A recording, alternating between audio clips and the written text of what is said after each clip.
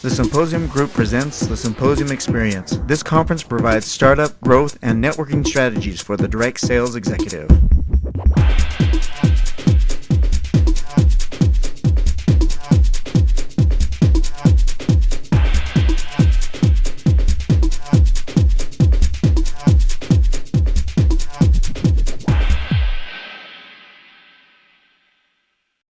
I'm happy to be here, glad to be here, to be surrounded by people who I've known for years, for whom I have great appreciation and admiration for their abilities and that which they will share with you while you're here for a couple of days.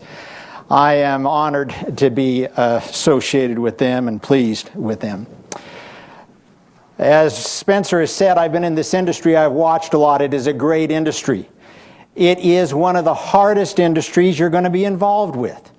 And if you don't know it, you will learn it. You are involved in multiple industries when you're in direct sales. You're involved in the industry of direct selling, that is recruiting and retaining and working with people, trying to help them move them along. And then you're also in the industry of the business for which your product is. And those conflict. Those become challenging at times. It becomes very difficult to manage them. And you may have people that are very good in one and not in the other. Everybody in this room who is with a direct sales company is focused on three issues: recruiting, retention, and training. There is a great debate in this industry on an ongoing basis. What is more important, to recruit people or to retain them? Who thinks recruiting is most important? Okay, who thinks retaining is most important? The rest of you just don't care, do you? It is interesting. What is most important? If you're growing and day one, what's most important? Recruiting. It definitely is. To keep that charge going up, it's recruiting. For your company to stay alive, when you stop recruiting, you die. You really will. But the problem is people are so focused on recruiting that they forget to retain. They forget to keep the people.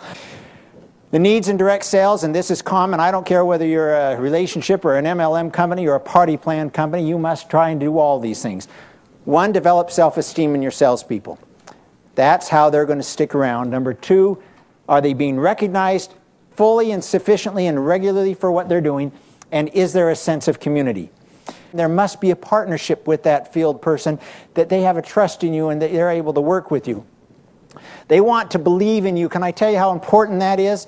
Time and time again, I spent a couple of months ago with a group of 18 top people from a direct sales company, and you know what their problem is right now? They've stopped believing in the company. As you run your company, it is not about you, it's about them. And I'm going to talk about that a little bit more, because when the field knows that you care about them and you're interested in them getting along and being successful, you will be successful. But if you're thinking about yourself, number one, and trying to make sure that you're in the media and you're in the press, you're missing the opportunity to amplify and magnify and really help the field be what they can and should and ought to be. That is the people who make you the money. You recruit somebody, you want to keep them along, you've got to do three things. You got to instill the vision, provide the incentive, and have the action for them to build their business. If you remember those three things, then everything else comes under one of these umbrellas. Vision, are you inspiring and providing a dream to the field?